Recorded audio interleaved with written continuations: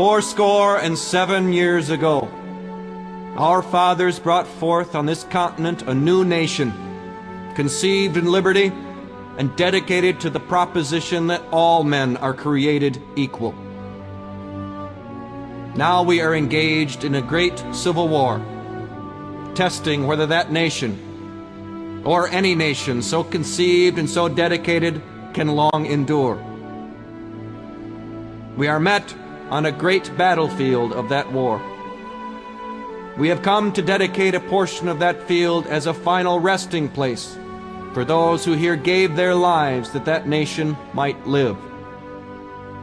It is altogether fitting and proper that we should do this. But in a larger sense, we cannot dedicate, we cannot consecrate, we cannot hallow this ground. The brave men, living and dead, who struggled here, have consecrated it far above our poor power to add or detract. The world will little note nor long remember what we say here, but it can never forget what they did here.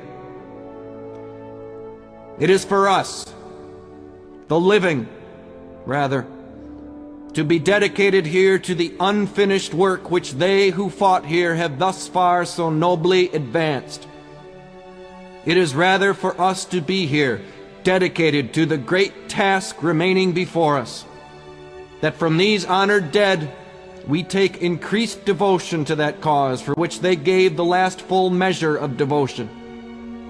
That we here highly resolve that these dead shall not have died in vain, that this nation, under God, shall have a new birth of freedom, and that government of the people, by the people, for the people, shall not perish from the earth.